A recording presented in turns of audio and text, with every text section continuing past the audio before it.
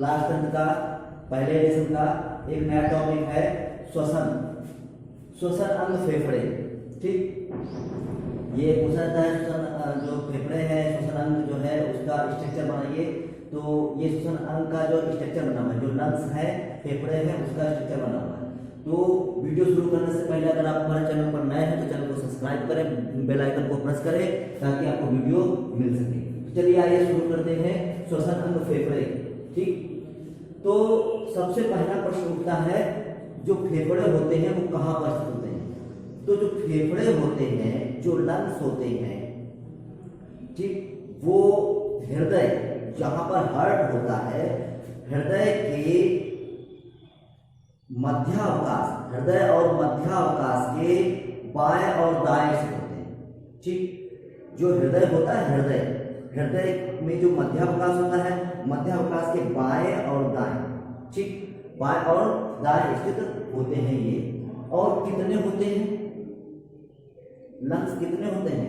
मनुष्य में जो लंग्स होते हैं वो 2 होते हैं, अर्थात एक जोड़ी फेफड़े स्थित होते हैं। ठीक, अब फेफड़ों की स्ट्रक्चर क्या होती है ये तो पता चलेगा कि कहाँ पर स्थित होते हैं। तो हृदय के मध्यावकाश के बाएं और दाएं स्थित होते हैं। ठीक, फिर ये कितने होते हैं? तो ये संख्या में 2 होते हैं। और कहाँ होते हैं? तो ये हमारे वक्ष गुहा, इस भाग को कहते हैं वक्ष, इस भाग को कहते हैं वक्ष। वक्ष भाग के जो अंदर खोखला स्थान है, वक्ष गुहा जिसको बोलते हैं। ठीक, वक्ष गुहा, गुहा मतलब कैविटी। तो जो वक्ष कैविटी है उस कैविटी में स्थित होते हैं। ठीक, तो ये जो फेफड़े होते हैं वक्ष गुहा में स्थित होते हैं। अब इनका स्ट्रक्चर कैसा होता है? तो देखिए, सबसे ऊपर जो होता है वो लैरिंक्स होता है। लैरिंक्स मतलब इसे कंठ या स्वरयंत्र बोलते हैं इसको। ठीक, इसको क्या बोलते हैं? लैरिंक्स या कंठ या स्वरयंत्र बोलते हैं। इसके नीचे जहां से हम लोग सांस फेफड़ों में जाती है, मतलब जहां से वायु जो होती है वो वायु फेफड़ों में प्रवेश करती है, उस पाइप को, उस नली को क्या बोलते हैं? ट्रैकिया, या हिंदी में से कहें श्वास नली। ठीक, तो जो श्वास नली होती है, जो यहाँ से वायु फेफड़ों में प्रवेश करती है, उस नली को श्वास नली ट्रैकिया कहते हैं। ठीक, श्वास नली ट्रैकिया में तुम देख रहे हो छोटे छोटे छल्ले जैसे पड़े हैं। ये छोटे छोटे जो छल्ले पड़े होते हैं ये इसलिए पड़े होते हैं ताकि वायु के द्वारा जो श्वास नली ट्रैकिया है वो सूख कर आपस में जो इसकी दीवारें हैं वो चिपक ना जाए। जो इसकी दीवारें देख रहे हैं, अगर ये छल्ले नहीं पड़े होंगे तो वायु के द्वारा ये सूख कर, इसकी दीवारें सूख कर आपस में चिपक जाएंगी और श्वास अवरुद्ध हो जाएगी, मतलब जो वायु जा रही है वो अवरुद्ध हो जाएगी। तो श्वास नली ट्रैकिया से वायु होती हुई कहाँ? प्राइमरी ब्रैंकिस अर्थात प्राथमिक श्वसनियों, ये क्या है? प्राथमिक श्वसनी है। ये प्राथमिक श्वसनी से सीधे फेफड़ों में पहुंच जाती है। ठीक, तो ये हो गया कंठ स्वरयंत्र के विषय में। ठीक, और फिर इसके नीचे जो पाइप संरचना होती है इसको श्वास नली ट्रैकिया बोलते हैं। ठीक, इसमें छोटे छोटे छल्ले पड़े रहते हैं। ये वायु प्राइमरी ब्रोंकस, प्राथमिक श्वसनी द्वारा सीधे फेफड़ों में प्रवेश कर जाती है। ठीक, अब जो हमारा लेफ्ट लंग होता है, ठीक, बायां फेफड़ा जो होता है वो क्या होता है? लंबाई में कुछ बड़ा होता है। देखिए, ये फेफड़ा कुछ छोटा लग रहा है और ये फेफड़ा कुछ बड़ा लग रहा है। ठीक, तो जो लेफ्ट लंग है ये लंबाई में कुछ बड़ा होता है और चौड़ाई में कुछ कम होता है। ये देखिए चौड़ा जाता है, इसकी चौड़ाई कम है। ठीक, तो जो लेफ्ट लंग होता है उसकी लंबाई ज्यादा होती है लेकिन चौड़ाई कम होती है, जबकि जो राइट लंग होता है उसकी चौड़ाई ज्यादा होती है लेकिन लंबाई कम होती है। ठीक, अब इसका स्ट्रक्चर जानते हैं। सबसे पहले जो लेफ्ट लंग है इसके विषय में जानते हैं। तो जो बायां फेफड़ा होता है, बायां फेफड़ा एक तिरछी खांच द्वारा, बायां फेफड़ा एक तिरछी खांच द्वारा दो पिंडों में बटा रहता है। एक तिरछी खांच द्वारा दो पिंडों में बटा रहता है। इसका ऊपरी भाग सुपीरियर लोब अर्थात उच्च पिंड कहलाता है और इसका निचला भाग इंफीरियर लोब अर्थात निम्न पिंड कहलाता है। ठीक। और जो संपूर्ण फेफड़ा है उसमें छोटे छोटे वायु कोश होते हैं। क्या होते हैं? एयर चैम्बर होते हैं, वायु कोश होते हैं छोटे छोटे।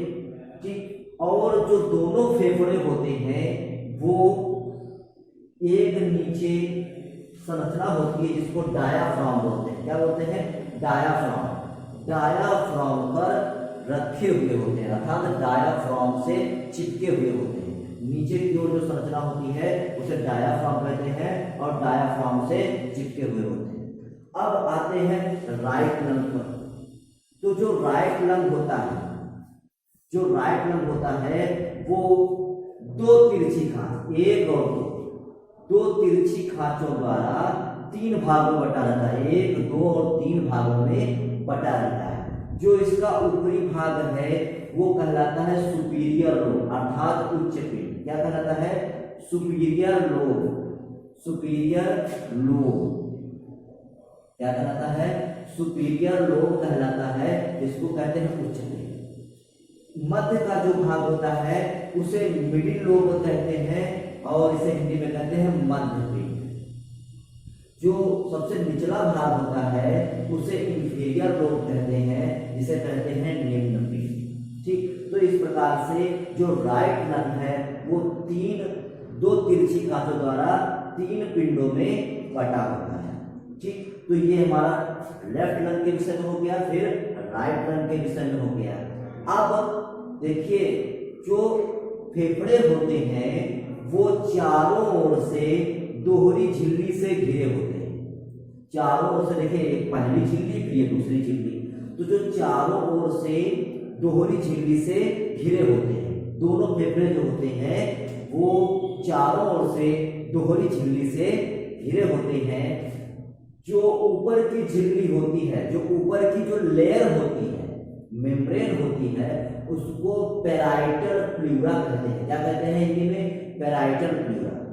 ठीक। और उसके नीचे जो लेयर पाई जाती है उसे क्या कहते हैं? Visceral pleura. हिंदी और इंग्लिश हमने दोनों में लिख दिया है ताकि कोई कठिनाई ना हो। ठीक। तो ऊपर की जो लेयर होती है, जो ऊपर की मेम्ब्रेन होती है उसे क्या कहते हैं? Parietal pleura. उसके नीचे का जो लेयर होती है उसे क्या कहते हैं? Visceral pleura.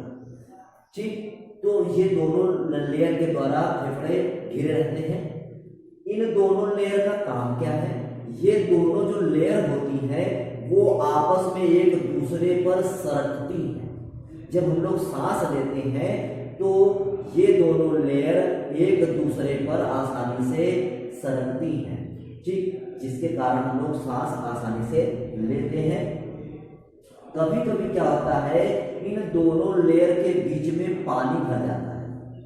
ठीक। इन दोनों लेयर के बीच में पानी भर जाता है जिससे क्या होता है, श्वास लेने में कठिनाई उत्पन्न हो जाती है और इस रोग को प्लूरसी रोग कहते हैं। क्योंकि ये प्लूरा है इसीलिए इस रोग का नाम भी रख दिया गया प्लूरसी रोग।